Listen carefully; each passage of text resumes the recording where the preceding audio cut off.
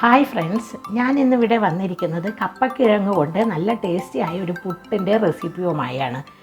ഇത് നല്ല soft tasty ആയ ഒരു പുട്ടാണ്. ഇതിന് പ്രത്യേകിച്ച് കറിയുടെയൊന്നും ആവശ്യമില്ല.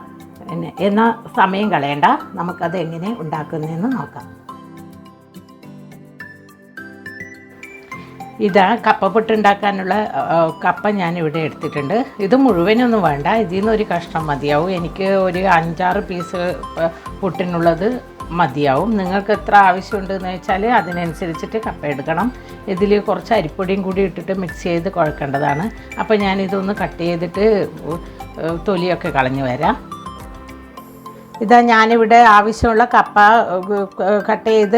കഴുകി കട്ട് ചെയ്ത് വെച്ചിട്ടുണ്ട്. ഇത് നമുക്ക് ഇനി ഒന്ന് ഗ്രേറ്റ് ചെയ്തെടുക്കണം. അപ്പോൾ നമുക്കിതൊന്ന് ഗ്രേറ്റ് ചെയ്യാം. ഇതുപോലത്തെയാണ് എൻ്റെ അടുത്തുള്ളത്. ഇതിൽ ചെറുതും വലുതും ഉണ്ട്.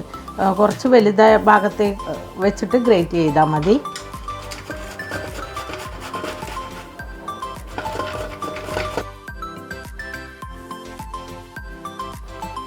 ഞാനിവിടെ നന്നായി ഗ്രേറ്റ് ചെയ്തെടുത്തിട്ടുണ്ട്. ഇതിന് നല്ല സ്റ്റാർച്ച് ഉണ്ടാവും. അപ്പോൾ ഇതിൻ്റെ കുറച്ച് സ്റ്റാർച്ച് പിഴിഞ്ഞ് കളയണം. ഇതുപോലെ കുറച്ച് അധികം കളയണ്ട, കുറച്ച് മാത്രം പിഴിഞ്ഞിട്ട് കളഞ്ഞു.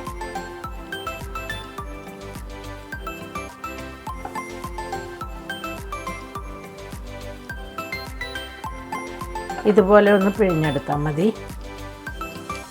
ഇത് പിഴിയാതെ ഇതുണ്ടാക്കി കഴിഞ്ഞാൽ കുറച്ച് കൂടുതൽ നനവ് വരും. അപ്പം നമുക്ക് കുറേ അരിപ്പൊടി ഇടേണ്ടി വരും. ഇതിലാകുമ്പോൾ ഒരു 2 ടേബിൾ സ്പൂൺ 3 ടേബിൾ സ്പൂൺ അരിപ്പൊടി മതിയാവും.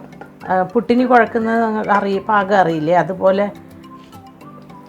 അരിപ്പൊടി ഇട്ട് കുഴച്ചാൽ മതി. ഇതൊന്ന് നന്നായിട്ട് പിഴിഞ്ഞെടുത്തിട്ടുണ്ട് ഞാൻ.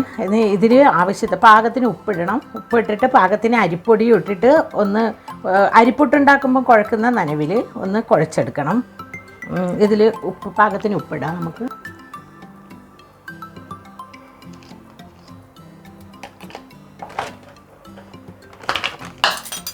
അരിപ്പൊടി നിങ്ങൾ പുട്ടിനെടുക്കുന്ന പൊടി ഏതാണെന്ന് വെച്ചാൽ അതെടുത്താൽ മതി.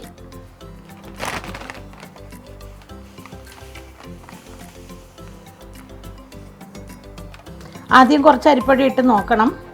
എന്നിട്ട് കുഴപ്പാകമാണോ എന്ന് നോക്കിയിട്ട് പിന്നെ ഇട്ടാൽ മതി.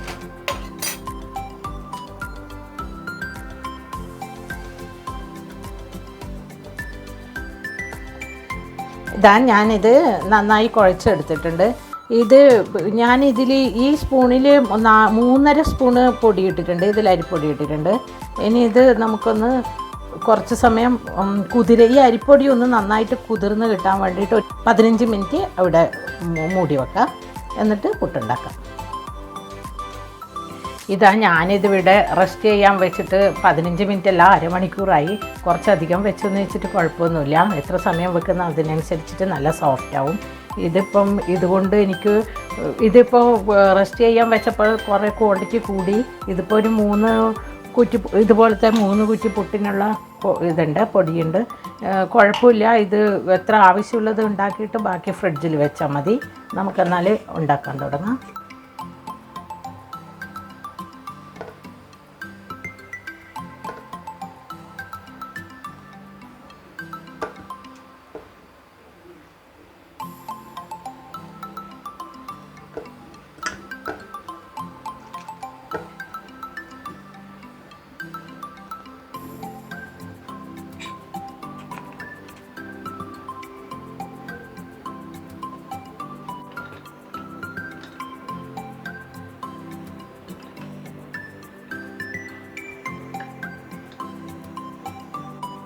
ഇത് ആവി വന്നിട്ട് ഒരു 3 മിനിറ്റ് കഴിഞ്ഞിട്ട് മാറ്റിയാൽ മതി.